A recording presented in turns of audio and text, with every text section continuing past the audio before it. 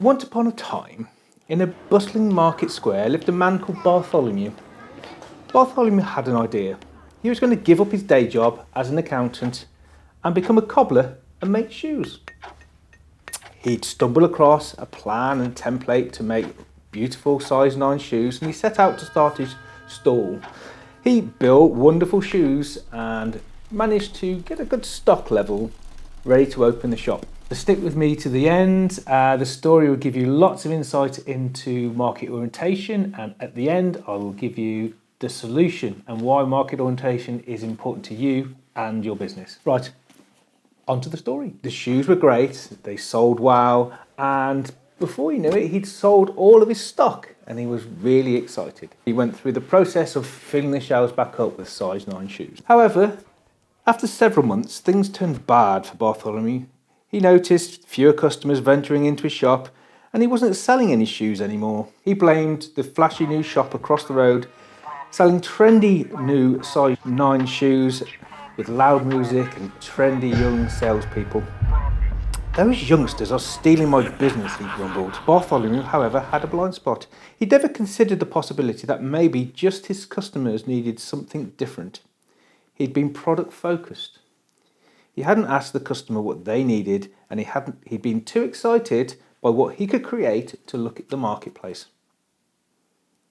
So he took a walk over to the competitor, and he was blown away by the variety of different shoes, all size 9 of course, different colours, all looking much more comfortable than his range of hobnail boots.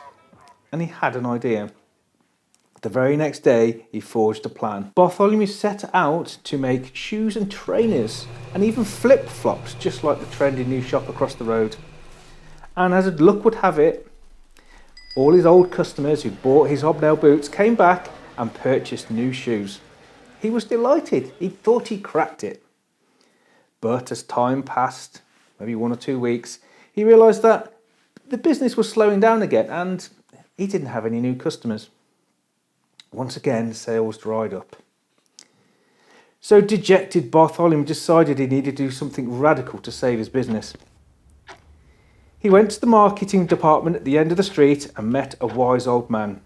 The old man listened to the story and rubbed his beard and pondered. The answer, young Bartholomew, is that you need to be market orientated. And you need to see yourself from your customer's perspective. You are not the customer. You have to put yourself in your customer's shoes. What do they want? On his way home, Bartholomew did just that. As he sat there trying to squeeze his feet into a pair of size 8 shoes, he realised the error of his ways. So the moral of the story, be market orientated. Bartholomew made 2 mistakes. Initially, he was product focused. He had a great idea, a great product, and he assumed that the market wanted that product. He hadn't done any research to realise that, people wanted variety and choice. And the second mistake he made is he jumped at the assumption that the competitors also knew better. Basically, competitor focused. Now that also has a problem because obviously they didn't know any better than he did. So the best way to kind of develop your marketing strategy is to be market focused and listen to your customer. Try and engage with a potential customer and find out what it is that they actually want. So if Bartholomew had done that initially, then he would have realised that people want different size shoes and people have different feet and every customer is slightly different. So he would have had all of those initial problems. So how does this fit in a real world scenario? There are plenty of examples of things that have been launched in the world, into the marketplace that didn't initially look at the market or talk to the potential customers to see whether they needed that product. One that jumps to mind is the Sinclair C5 electric vehicle that was launched. I think it was the end of the 80s or beginning of the 90s. The scientist, the clever person that created that, whose name I can't remember, Sinclair. He created something and people didn't want it.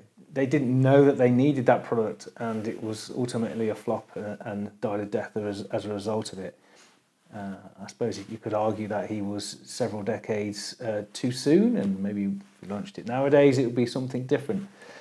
But ultimately it flopped as a result of not understanding the marketplace. And of course, you can put Segway into that category as well. Segways are an interesting concept. They're clever. They're built by geniuses. But ultimately, do people use them? Do people want them? Is there a market for them? And did they ask the marketplace what price that they would pay for that kind of product? I think there was plenty of mistakes that have been made in the development of Segways, and clearly, as we don't see them as often as you'd think you'd see them, it failed to reach the target audience. So the solution is to really do market research, to sort of get to understand your potential customer. And there's obviously plenty of ways to do that. There are focus groups, there are surveys and questionnaires, all of those things that would allow you to sort of understand your marketplace in a better way. The best thing will be to focus on finding qualitative data and quantitative data. So the difference between the two, qualitative is finding the emotions of what a customer wants, whereas the quantitative side of that is to actually work out the numbers that are around the marketplace and the potential market. So finding out what the customer feels and wants and needs, and then finding how big the market is and how big that segment of the market is as a result of the research that you do. By going through that process, you'll have a much clearer understanding of the market or the audience that you're going after, and then be able to develop your marketing strategy to focus in on what they want, what the market is requesting from you as a provider. Ultimately, market orientation. Well, thank you very much for sticking to the end. If you really enjoyed today's episode, then there's plenty more in our channel. Please like and subscribe, hit the alert bell, and you'll never miss an episode. If you have any comments that you'd like to share with us, please do below. And if you would like to hear other stories about marketing, then please also share that below in the comments. If you'd like to find out why distinctiveness and differentiation is important to marketers, then we have a video here for you.